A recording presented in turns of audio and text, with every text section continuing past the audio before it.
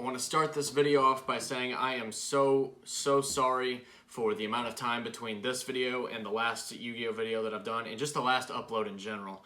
For a while, I have not had the motivation, and I didn't feel like I could make this video or any video really be as good as I needed it to, as I wanted it to be, or as good as that I needed it to be. And I really don't have any other, there's no excuse other than just I did not have the motivation, and I'm very sorry for making it take this long between now and the last video, and for taking as long as I have to wrap up the Cyberse trade series. But without further ado, let's just jump right into it.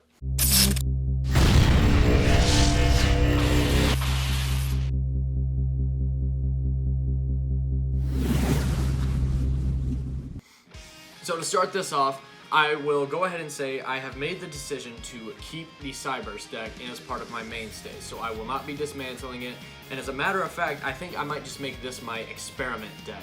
You know, just kind of take this list and, but also tweak it around a bit, maybe experiment with some different engines and whatnot, like Salamangreats or just any kind of thing, really. Just to try to get this thing up to, you know, just to try to build it up. Because it is a really fun deck to play and there is potential here. And with Master Rule 5 being out, I am still going to play this deck because it's a lot of fun and it doesn't get hindered or anything, and it actually kind of helps it out a little bit with one of the extra deck monsters that I have and potential other extra deck mechanics that will no longer require arrows. But without further ado, let's get into this deck list. So to start this deck list off, we're going to be going into the main deck, main monsters, and then the spells, then the traps. And starting off, you've got 3 copies of Backup Secretary. This one needs no explanation. It's a free special summon if you control a Cyberse monster. It is a hard once per turn, but if you normal summon Backup Secretary, then you can special summon another Backup Secretary off of your hand, and then you've got two free materials to work with. So you definitely want, and it's a level 3, so it's easily searchable, and you definitely want to have 3 copies of this. Next up, Lady Debug. 3 copies of that, because you can add a level 3 or lower Cyberse monster from your deck to your hand, add Backup Secretary or any other level 3 or lower monster that you may need, which is a lot of them in Cyberse. A lot of the main deck stuff is level 3 and lower, so this has a lot. This card right here opens up the deck, is like almost a rota for the rest of the deck, so you want to max out on that as well, and it's a good combo player. Next up, 3 copies of Link Slayer. Yes, it's a higher level monster. However, if you don't control any monsters, you can special summon this card, and then once per turn, you can discard up to 2 cards and destroy that many spells and traps on the field. So you can out something. It's basically a Twin Twister, a special summon monster that's a Twin Twister that also has 2,000 attack points. So if your board's empty, and let's say you've got Backup Secretary and Lady Debug in your hand along with Link Slayer, special summon Link Slayer, special summon Backup Secretary, normal summon Lady Debug, and then search something like Flame Buffalo, and then you've already got you've got more materials and you've got stuff to work with. Next up, 3 copies of Flame Buffalo, because whenever it leaves the field, you can discard 1 Cyberse monster and then draw 2 cards. So use it, link it away, discard a Cyberse monster, preferably something that works in the graveyard, and then you get 2 cards, and then you can just keep going. So definitely want to run 3 of that. You want to see that pretty often. And now we're gonna move into the 2-ofs and the 1-ofs. So 2 copies of Backlinker, and it's something that has a lot less predominance now that Master Rule 5 is out, so I probably will be taking this out. It's a free special summon if your opponent controls, if only your opponent controls a monster in the extra monster zone. So with Master Rule 5 being out and Link monsters no longer being required to make Exceeds and Fusions and Synchros, this card loses a lot of its staying power, as well as just, its other effect isn't all that good anyway. You can you can tribute this card, shuffle all monsters from the extra monster zone into the deck, but you cannot special summon monsters from the extra deck for the rest of this turn. So it already mediocre secondary effect just became pretty bad, just because of the Master Rule change. So that one definitely won't be staying. And now 2 copies of Boot Staggered, because when you normal summon a Cyberse monster, you can special summon this card from your hand. It's a 2300 attack, and when it deals damage, you get a Cyberse token. So it's a fairly strong monster for an easy special summon, and it fills up your board, and it gives you a token. So it's definitely something you want to see. One copy of Sea Archiver, because if a monster is normal or special summoned to a zone a link monster points to while this card is in your hand or the graveyard, you can special summon this card from your hand or the graveyard. But you banish it when it leaves the field. So this basically says even if your opponent special summons a monster to a zone a link monster points to, you can get this thing out. But you mostly want to do this thing on your turn so you can continue your combos and links. One copy of Garbage Collector, and I can target a Cyberse monster I control that began the duel in the main deck, return it to the hand, and if I do, special summon from your deck one Cyberse monster with the same level but a different name. So you can get like something, let's say Flame Buffalo. Let's say Flame Buffalo was in the deck. Then you can get Backup Secretary out, or Sea Archiver, or Backlinker, and just get other stuff that you might need out. One copy of Cyberse Gadget. I'm gonna stack these up right here. Well, these right here. Sea Archiver, something you want to keep. These are fairly interchangeable. One copy of Cyberse Gadget, and if when it's normal summon, you can target a level 2 or lower monster in your graveyard and special summon it in defense position. There are only 2 monsters in this deck that use that. If I did not run these two monsters that you're about to see that fit this criteria, I would not have this card in this deck. I would be taking it out with something else. Garbage Collector is also something that's very interchangeable, so you don't really have to, pretty much this stack right here is going to be the stuff that's easily interchangeable. That's only a 1 of. But anyway, I only run it for these 2 targets, and only run 1 of because I only run 1 of these next 2 targets, and you'll see why. One copy of Dotscaper, level 1 monster, 2100 defense, and if this card's in the graveyard, if this card is sent to the graveyard, you can special summon this card. If this card is banished, you can special summon this card. You can only use each one Dotscaper effect per turn, and only once per that turn. You can only use each effect of Dotscaper once per duel. So, and that's a hard once per duel as well. So you only want to have 1 Dotscaper in the entire deck. And so he's a target that works with Cyberse Gadget. Next up, one copy of Stack Reviver. That's because when it's used as link material, and if it's used with a level 4 or lower monster, boom, boom, boom, and pretty much this whole stack, you can special summon that monster. So let's say you used it with Dotscaper. You could revive Dotscaper off of Stack Reviver's effect, link away again with Dotscaper, special summon Dotscaper again, and you've just got more material to keep regurgitating. Stack Reviver is only once per duel though, so that's why you only have 1 Stack Reviver. This card's stats are not worth having more than that. 100 attack, 600 defense. You're not defending against anything, and you're definitely not running over anything. So this is a dead card if you see 2 of them in your hand. One Interrupt Resistor. It's kind of a situational special summon. 2100 defense, 0 attack, and it's when you take damage, you can special summon that card from your hand and in defense position, and it gains attack based on the damage you took. So if your opponent has like a big beefy monster out, like let's say 3000 or higher, or shoot even like 2700, something like that, what you can do is you can take that hit, special summon that thing, and if your opponent doesn't have any more monsters that any more monsters that are higher than that, then you basically protected yourself for the rest of the turn. Even then. So, one Segmental Dragon. You can normal summon or set it without tributing, but its original attack and defense become half. Once per turn, if this normal summoned monster is on the field, quick effect, you can destroy this face-up card, and if you destroy all monsters in the main monster zone with attack less than or equal to the attack this card had on the field. So if they've got a lot of low attack, kind of like less than 1300, excuse me, because it's at 2600 attack, less than 1300 monsters that are just kind of problematic and you want to clear the way, you can normal summon that and wipe the field out with it. But I would easily take this out for something else just because it's you can't combo off with it really unless you revive it somehow, but there's really not a lot of ways to do that. One copy of Rom Claudia, and when it's normal summon, you can target a Cyberse monster in your graveyard and add it to your hand. So you can get Backup Secretary back to your hand. You can get Sea Archiver back, any of that stuff.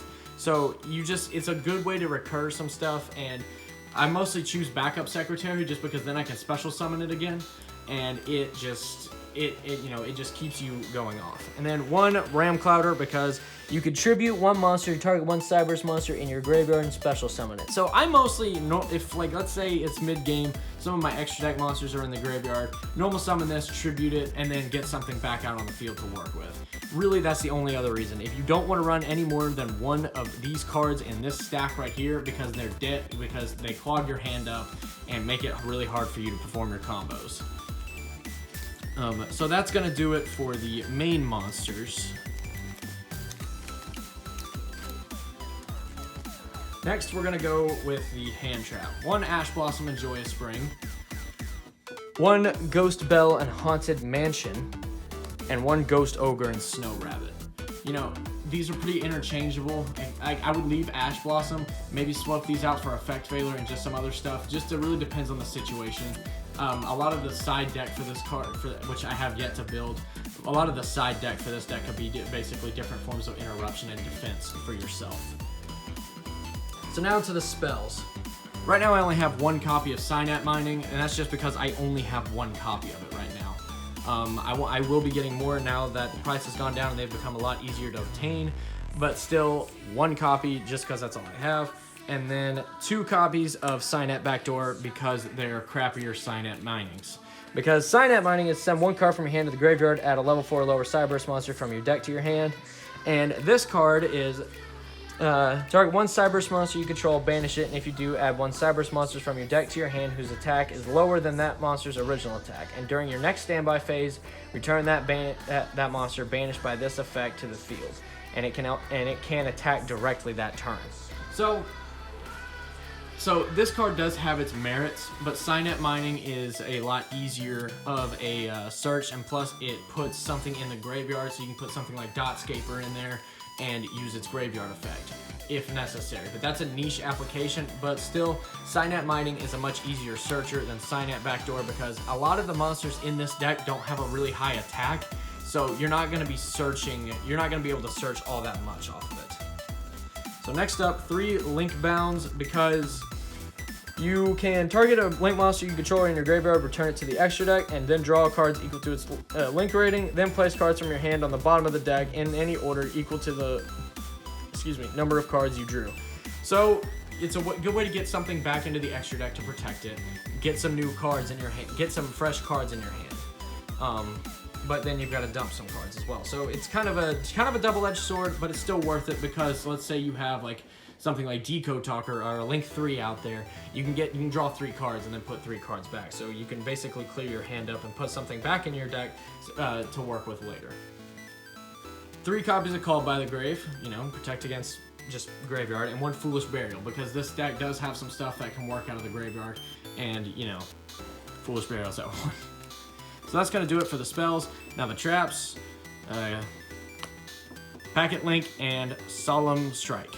Packet Link, during main phase 2, special summon any number of level 2 or lower monsters with different names from your hand, deck, and or graveyard to a zone a Link monster points to, and you can only activate 1 Packet Link per turn. During main phase 2, that's what makes this card so hard to work with, because the most times that I've used it is I've gone into the battle phase, not attacked, gone into main phase 2, special summon Dotscaper and Stack Reviver, use their effects to effectively link climb up to a high level monster, or not a high level, but a high attack or a big monster, but I can't attack with it because it's main phase 2. If this restriction wasn't there, this card would be a lot better, and I would no doubt play this at 2 or 3.